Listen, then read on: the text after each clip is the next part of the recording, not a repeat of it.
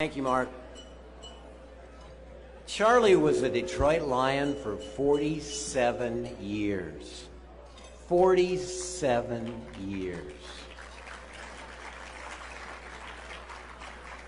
He's a Pro Football Hall of Famer. He was a man with a big body, big smile, big athlete, big laugh.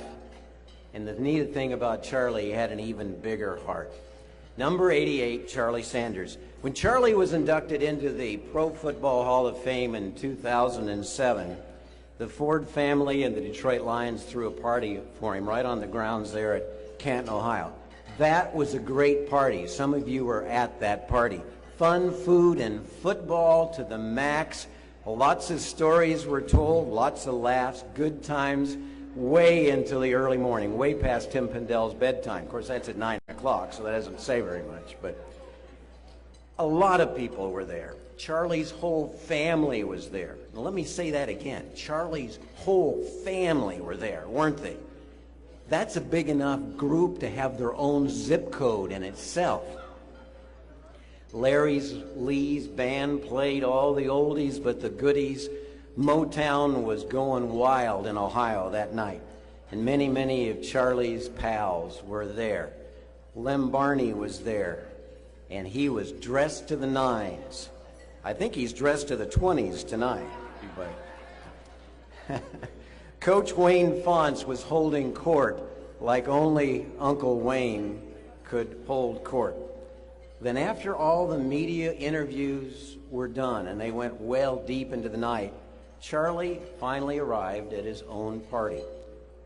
And you remember, he was wearing that beautiful new gold Pro Football Hall of Fame jacket. He looked mighty fine, didn't he, ladies? He looked mighty fine. And he delivered a typically Charlie Sanders speech. No bragging, no, hey, look at me's. He was humble, he was emotional, he was appreciative of the opportunities the good Lord had given him in his life. Typical Charlie. When we learned that Charlie had cancer a few months ago and heard that it might be bad, all of our hearts just absolutely sank. We could see that he was hurting, and sometimes we could see his emotions, but always, always we could see that Charlie smile and his reassurance to each one of us it was going to be all right. God did have a plan for Charlie Sanders, and we all benefited from that plan, and we're much, much better for having known number 88, Charlie Sanders.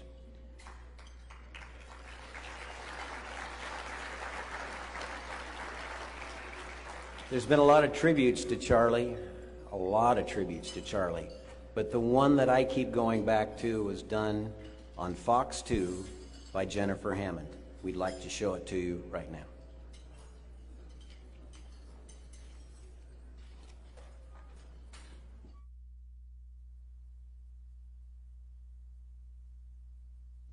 He was born on August 25, 1946, in Ridgelands, North Carolina, and attended the University of Minnesota. But from the time the Lions picked him in the third round of the 1968 draft, there was no doubt that Charlie Sanders found a home in Detroit. A sure-handed pass-catching tight end who was also a superior blocker, his 336 career receptions set a franchise record that would hold for 20 seasons until it was surpassed by Herman Moore in 1996. During his career, he would prove to be an extraordinary talent, combining leaping ability and strength with speed and elusiveness, traits not common for a tight end of his era, and the league took notice. 7 times selected to the Pro Bowl, Sanders was a 2-time All-Pro, and in addition to being named to the NFL's All-Decade team of the 1970s, he was also chosen as a member of the Lions' 75th anniversary all-time team. While he retired after the 1977 season, it was 30 years before he received full recognition for his accomplishments. On August 5, 2007, Sanders was inducted into the Pro Football Hall of Fame in Canton. Supported by his wife Georgie and their 9 children, Sanders reflected on his illustrious career. I've always believed that God had a plan for me and that my life was written long before I would ever realize the outcome. To the Hall of Fame Selection Committee, I thank you. To the city of Canton, Ohio, and all the volunteers that have dedicated their time and their effort, I thank you. And I thank you for giving me the opportunity to share and take a look at my simple but memorable life. While his life on the field was all about receiving, his career after the game focused on giving, as Sanders remained in Detroit working to improve the city he called home, teaming up with the Family to Family Foundation of Michigan and the Charlie Sanders Scholarship Foundation. But soon his work extended to the Charlie Sanders Foundation, and by July of 2012, he established Have a Heart, Save a Life, raising money for heart check programs for student athletes. This is where Charlie really thrived, not only saving lives, but helping to raise more than $300,000 for AEDs and routine exams. As a parent, having had so many children to go through sports and athletic without really realizing that a simple examination isn't always what it's made out to be, that the kids weren't getting their heart checked. So I was fortunate from the standpoint that they were able to go through it, but as you said before, once you witness something like this, it's a never-ending memory that sticks with you.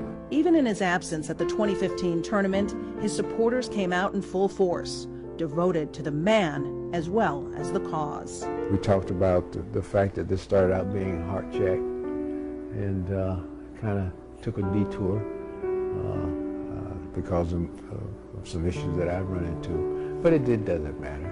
It's all about lives. It's all about lives and saving lives. So these are the future of tomorrow, and we play Russian roulette with their lives. And I think it's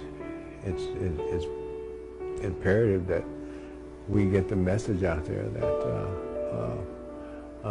it's an obligation. It's our responsibility to make this known to everybody out there. In a profession where players, coaches, and executives come and go, Charlie Sanders arrived here as a rookie in 1968, and he never left. A proud member of the Lions organization for nearly 50 years, racking up numbers in a Hall of Fame career, broadcasting the team's games, working in the front office, and working in the community.